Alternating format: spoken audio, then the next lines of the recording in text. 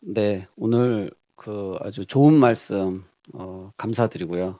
여러분들께서 해 주시는 말씀을 혁신위원회에서 실제로 정책으로 연결될 수 있도록 저도 이곳에서 최선을 다하도록 하겠습니다.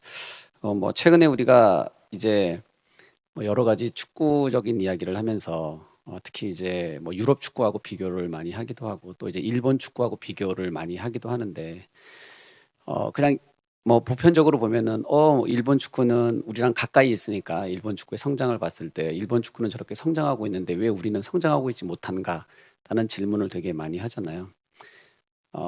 그런데 이제 조금만 더 들어가 보면 일본이 갖고 있는 환경하고 대한민국이 갖고 있는 이 환경과 구조, 그다음에 정책들이 완전히 다르다는 걸 좀 알 수 있거든요. 그러니까 예를 들어서 우리는 고등학교 1, 2, 3학년을 다 합쳐도 한 7천 명에서 8천 명 정도밖에 되지 않아요, 축구 선수가. 그런데 일본은 4천 개의 고등학교가 있고 4천 개 거의 모든 팀이 다 축구부를 가지고 있습니다. 그리고 그 팀에 1군만 있는 게 아니라 1군, 2군, 3군, 심지어 4군까지 있어요. 왜냐하면 축구를 하고 싶은 친구들이 그렇게 많거든요. 그렇게 보면 대한민국의 축구 선수들은 약 7,500명에서 8,000명이에요. 그런데 일본은 50만 명입니다. 고등학생만.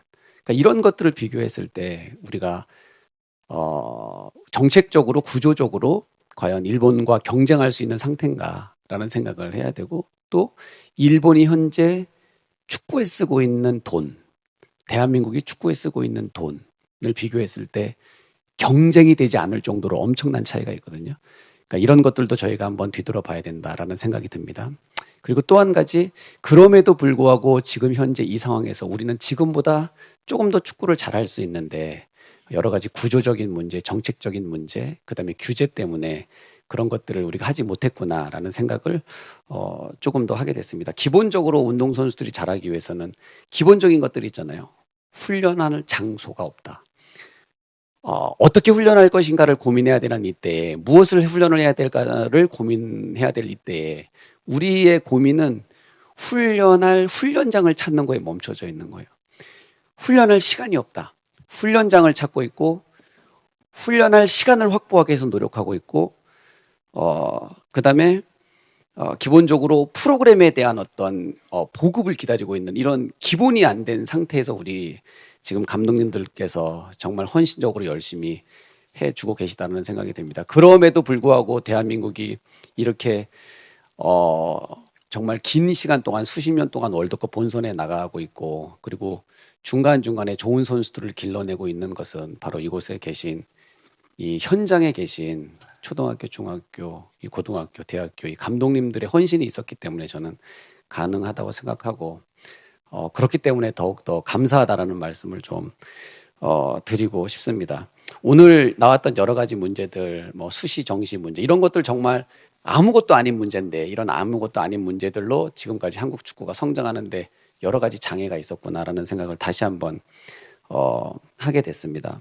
잘 아시는 것처럼 우리가 선수를 선발할 때는 축구라는 것은 단체 운동이긴 하지만 엄밀히 따지면 개인 운동이잖아요. 그러면 좋은 선수를 선발하려면 선수의 능력 위주로 선발을 해야 되는데, 지금 팀 성적 위주로 하다 보니까 이 중고등학교 학생들이 그 나이에 배워야 되는 기술적인 기술을 습득하기보다는 성적을 내기는, 이기는 축구에 매몰되는 성장의 축구가 아니라 이런 것들을 문제가 생기기 시작하고, 또 잘 아시겠지만 대학에 진학했을 때 대학 감독이 선수를 뽑아야 되잖아요. 지금 대학 감독이 선수를 뽑는 게 아니라 미대 선생님이, 음대 선생님이 선수를 뽑고 있어요.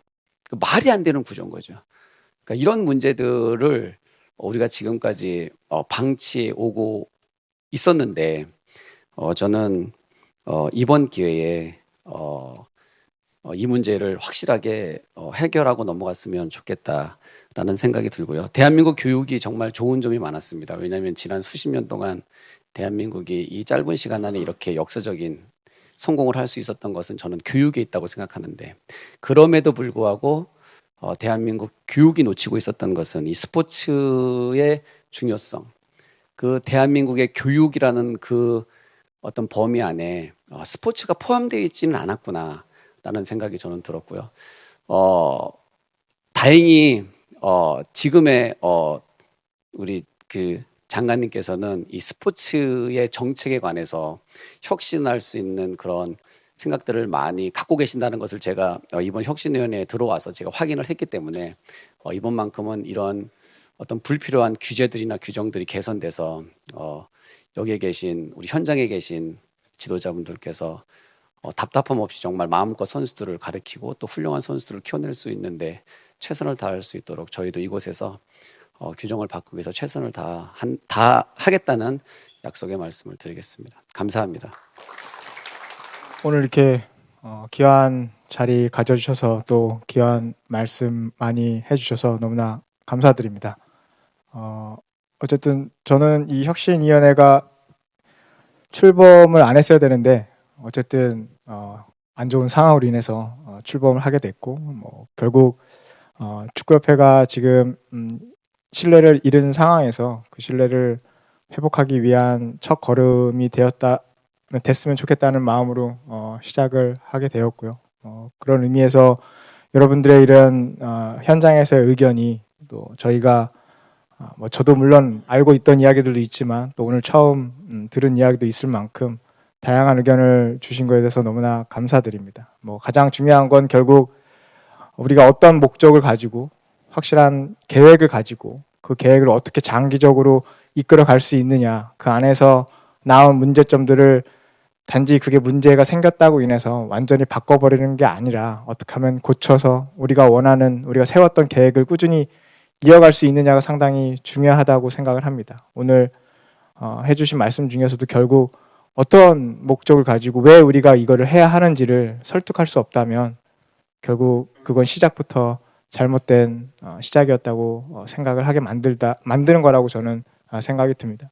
그렇기 때문에 오늘 여러분들이 주신 의견을 저희가 잘 듣고 논의를 해서 좀 더 좋은 제언을 한국 축구에 해줄 수 있는 기회가 됐다고 생각이 들어서 너무나 감사드리고요. 또한 제가 또 여러분들에게 부탁하고 싶은 거 한 가지는 결국 한국 축구가 이렇게 되는 데는 단순히 축구협회만의 문제는 저는 아니라고 생각을 합니다. 결국 축구를 업으로 삼고 축구와 관련된 모든 사람들이 결국 이 사건에 조금씩은 책임이 있다고 저는 생각이 들어요. 그렇기 때문에 앞으로 우리가 어떤 정책을 어떻게 이끌어 나갈지 모르겠지만 결국 우리가 그 방향을 설정을 했다면 모두가 어쨌든 그 방향에 조금은 마음에 들지 않더라 하더라도 그걸 같이 조금이나마 도우면서 모든 사람들이 그 방향을 향해서 나아갈 수 있게 힘을 쏟아주셔야 결국 우리 한국 축구도 좀 더 빠르게 앞으로 나아갈 수 있을 거라고 생각이 들어서